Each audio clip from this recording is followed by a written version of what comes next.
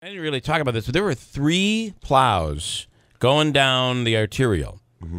So there was one in one lane, one in the other, and then there was one that was doing kind of like cleanup. So Hobika told us yesterday. This is like deja vu. We were talking about this yesterday.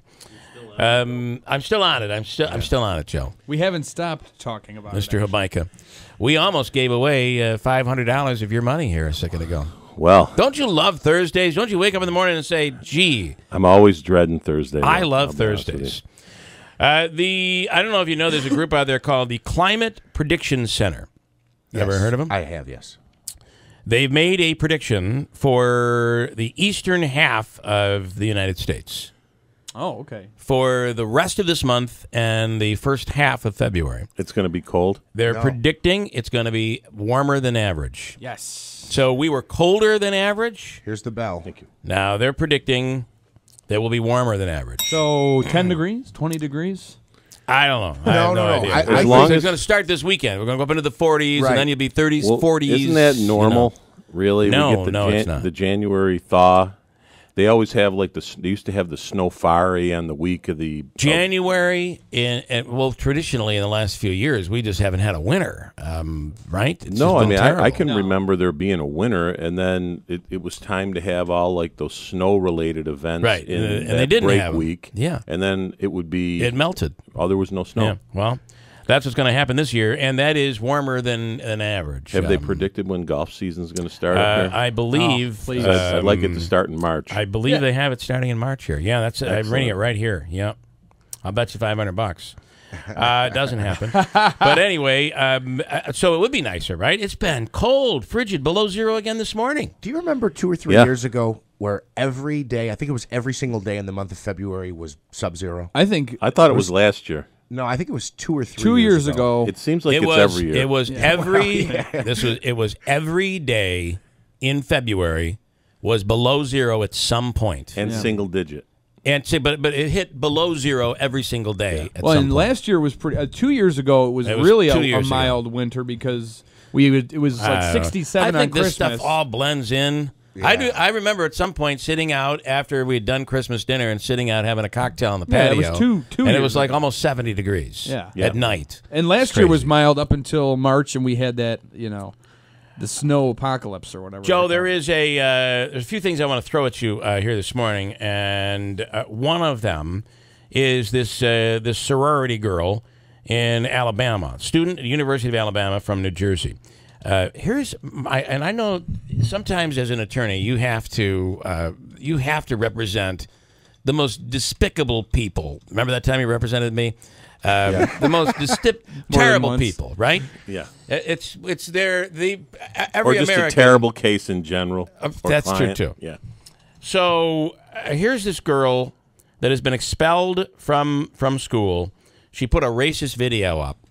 She's from New Jersey, thought because she's in Alabama she can talk the N-word and all this other stuff. Now, that is deplorable, right? The things she said were horrible. Yes. But how is that not? How can she be kicked out of a college for that? And is there maybe a case there? I just think that they're at one time there was a big movement on the college campuses that you could basically protest or represent anything that you wanted to, right? Yeah. And I think that sort of that's retracted over the years. So they must have something when it's probably a code of conduct thing. There must be something when you sign up, when you agree, when you sign the paperwork. There's got to be something in there that says we can do this. Most colleges have a code of conduct, so that might be a violation of the code of conduct. Colleges are more apt to be politically correct now, so they have zero tolerance on that kind of thing, as opposed to I guess in the past where you could pretty much say and do well, especially in the the late '60s, early '70s. It was college campuses even in crazy. the '80s. It didn't start turning until the '90s, and then the new. Okay, and then the other thing I want to get to is Sal Piazza. Sal is a dog trainer, and brought your name up earlier this morning. Very controversial right now. Sal is in the middle of a firestorm. Kim Strong, who runs Laney's Army, has a place over on Oriskany Boulevard in Yorkville. And she really specializes in pit bulls. And it seems that neighbors over there kind of want her out of there. She's feeling like she's going to have to go. She's looking for a place. Somehow, Sal Piazza's gotten caught up in the middle of this thing. And it's probably when he said, I won't train pit bulls. And talk about what he says his attorneys love dog bites, pit bull bites in particular. So is that true?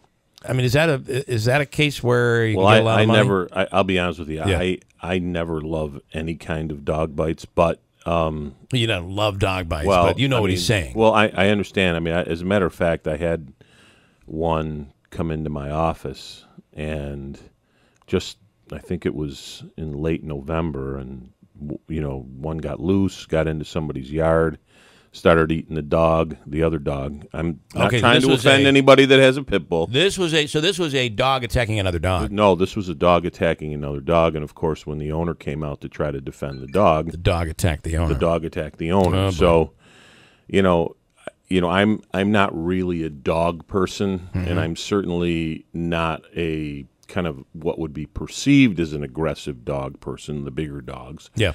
So, I would assume that Sal has some expertise in training all kinds of dogs. Which he does. And right. What he's saying is he won't train a pit bull anymore because he said there's too much liability.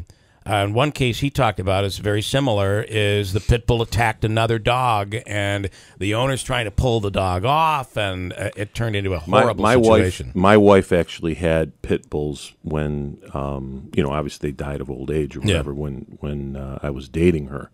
And, she used to dress them up and paint their toenails and do all kinds of. And I'd be sitting here going, "Oh my God, I can't believe this." Yeah, but it was a pit bull. But she was a strong, capable owner. Isn't it interesting how when we meet our wives, and ultimately they seem so frail and so dainty and so innocent, and then they turn into pit bulls. Isn't that sure interesting? Absolutely right, Bill. How does that? How in the hell does that happen? I'm not sure, I but really kind of want. Some always. But work. Anyway, I've seen kind of both sides of the coin there, but. And I'm sure that there's great owners and there's great dogs. His fear is that they were initially bred to attack, and while they might be loving, at any point something bad could happen.